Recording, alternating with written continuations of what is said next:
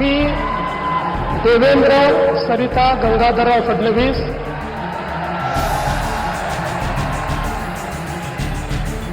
मी एकनाथ रमणभाई संभाजी शिंदे मी अजित आशाताई अनंतराव पवार। महाराष्ट्र में महायुति की नई सरकार का गठन हो गया है।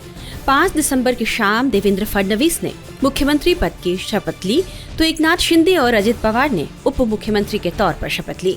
शपथ ग्रहण कार्यक्रम शुरू होने पर एक तरफ जहां फडणवीस और अजित पवार साथ साथ बैठे दिखे, वहीं एकनाथ शिंदे थोड़ा दूर बैठे नजर आए, जबकि अजित पवार तो हर पल देवेंद्र फडणवीस के साथ साये की तरह नजर आ रहे थे।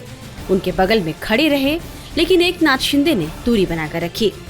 शिंदे जब शपथ ग्रहण के लिए मंच पर पहुंचे तो उन्होंने बड़े नेताओं से हाथ मिलाया और चुपचाप जाकर अपनी सीट पर बैठ गए। इस दौरान उन्होंने किसी से कोई बात नहीं की। ऐसे में इन तस्वीरों ने कई सवाल खड़े कर दिए कि क्या शिंदे अब तक नाराज हैं? एकनाथ शिंदे के बारे में भले ही यह कहा जा रहा हो और शिवसेना नेता यह सफाई दे रहे हो कि शिंदे नाराज नहीं हैं, लेकिन उनके हाव भाव तो इस ओर ही इशारा कर रहे थे। शिवसेना प्रवक्ता राजू वाघवारे ने अब ये बताने की कोशिश की है कि शिंदे बिल्कुल नाराज नहीं हैं और गठबंधन में सब ठीक है। देखिए, कल शपथ विधि के बाद मंत्रिमंडल का जो विस्तार है वो जल्दी होना पड़ेगा, अभी जल्दी हो जाएगा, क्योंकि 17 तारीख को अधिवेशन तय कर दिया है। तो अधिवेशन के पहले अभी कल परसों में सभी को शपथ दिया जाएगा, सभी एमएलएस को, और मंत्रिमंडल की चर्चा तो शुरू ही है। तो मेरे ख्याल से 17 तारीख के पहले मंत्रिमंडल का विस्तार होना चाहिए। एकनाथ शिंदे जी ने कहा कल जो शपथ विधि हुई है वो ऐतिहासिक है, और ऐसे में लगातार जो है विपक्ष की तरफ से कहा जा रहा था और राजनीतिक कल्याण में चर्चा थी कि एकनाथ शिंदे नाराज चल रहे हैं। देखिए, हम बार बार कहना चाहते हैं कि ना एकनाथ शिंदे साहब नाराज है, ना शिवसेना नाराज है। अगर नाराज रहते थे तो कल शपथ विधि में क्यों हम उधर समाविष्ट होते थे? हमने नहीं होते थे। तो ऐसी कुछ भी बात नहीं है। ये सब पेड न्यूज इधर उधर शुरू है कि शिंदे साहब नाराज है। शिंदे साहब नाराज नहीं है। लास्ट बुधवार को ही हमने पूरी तरह से समर्थन दे दिया था। कल शपथ विधि में साहब ने खुद डीसीएम का शपथ लिया, जो पहले सीएम थे, कॉमन मैन। अभी डेरिंगबाज कॉमन मैन डीसीएम हो गए हैं, तो डेरिंगबाज कॉमन मैन का शपथ उन्होंने ले लिया है। धाड़सी है वो निर्णय लेने में, तो महाराष्ट्र को और आगे लेके जाने के लिए वो काम कर रहे हैं। कल के बाद आज पहली बार पब्लिक मीटिंग में उन्होंने बात की। आज भी आपने सुना रहेगा, उन्होंने कहा कि मुख्यमंत्री जी के नेतृत्व में हम महायुति की जो सरकार है वो महाराष्ट्र को प्रगति के ओर लेके जाने के लिए काम करेगी। देखिए, हमको रणनीति करने की जरूरत ही नहीं है, क्योंकि इतना बहुमत हमारे पास है।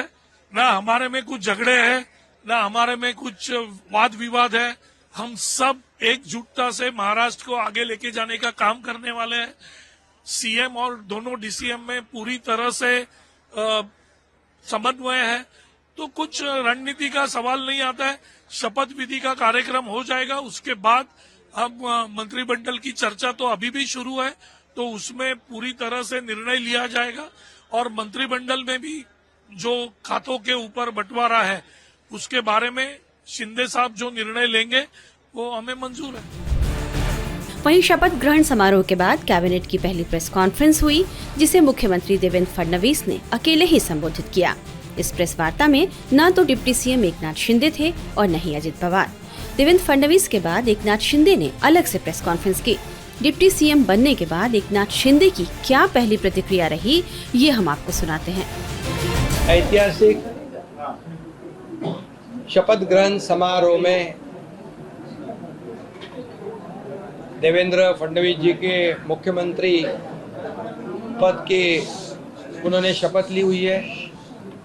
उनका मैं अभिनंदन करता हूँ, तहे दिल से, हृदय से अभिनंदन करता हूँ, और मैं उनको आगे के भविष्य के लिए शुभकामनाएं देता हूँ। मैं इतना ही कहता हूँ कि 2.5 साल का जो महायुति सरकार है, ये महाराष्ट्र एक प्रगतिशील राज्य है। महाराष्ट्र देश को वैचारिक दिशा देने वाला राज्य है, और ऐसे राज्य का मुख्यमंत्री बनने का मौका मेरे जैसे एक सर्वसामान्य किसान परिवार में से एकनाथ शिंदे को मिला, ये आदरणीय हिंदू हृदय सम्राट बाला साहेब ठाकरे जी का, धर्मवीर आनंदी साहब जी के आशीर्वाद से मिला।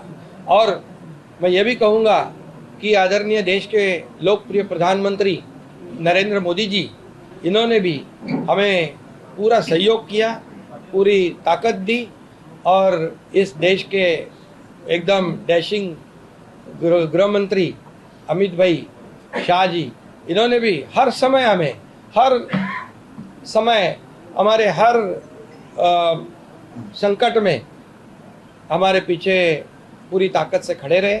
उनको भी और पूरे सभी मंत्रियों को, मैं केंद्रीय मंत्रियों को भी धन्यवाद देना चाहता हूं कि उन्होंने भी हमारे हर प्रस्ताव को मान्यता दी है।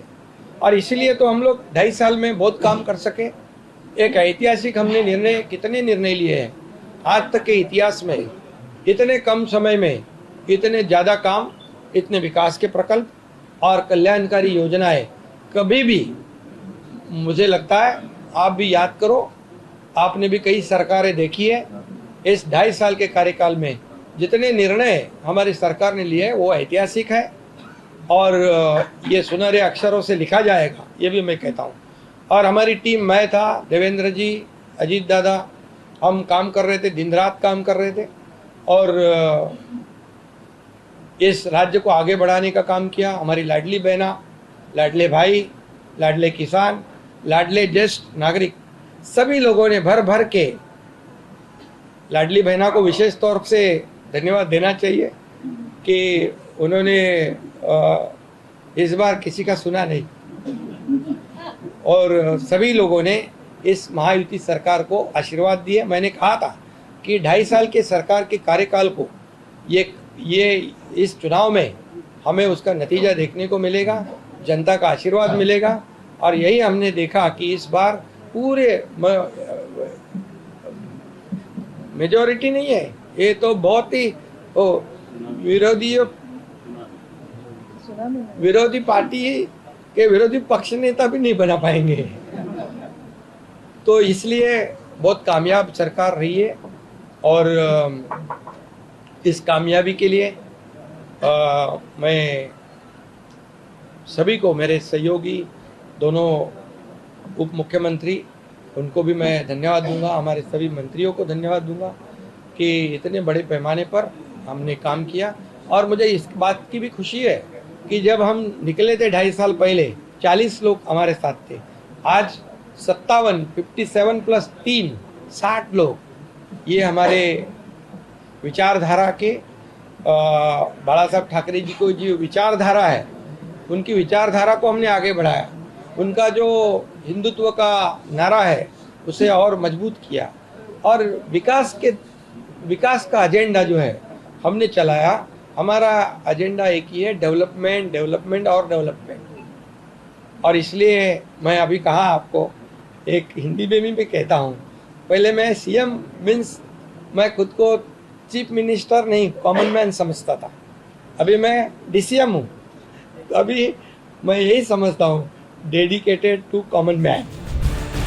मीडिया रिपोर्ट्स में यह दावा किया जा रहा है कि महायुति में सबसे ज्यादा खींचतान अब गृह विभाग को लेकर हो रही है। एक तरफ एकनाथ शिंदे इस मंत्रालय की मांग कर रहे हैं, तो दूसरी तरफ बीजेपी इसे अपने पास रखना चाह रही है।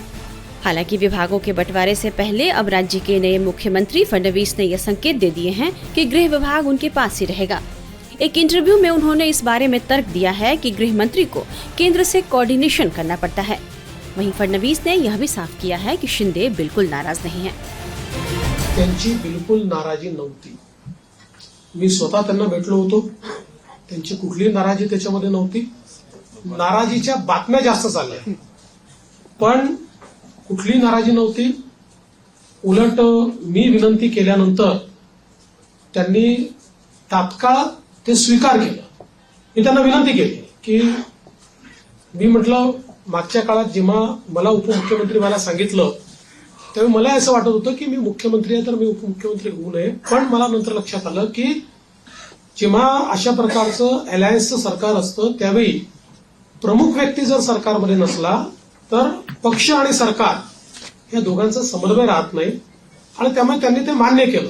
मला असं वाटतं की त्याच्या बातम्या जास्त चालल्या म्हणजे आमच्यात तर कुठल्याही समन्वयाचा अभाव नव्हता. देखना होगा कि फडणवीस शिंदे और अजित पवार के साथ किस तरह का बैलेंसिंग बिहेवियर कर पाते हैं जिससे यह सरकार आसानी से चलती रहे.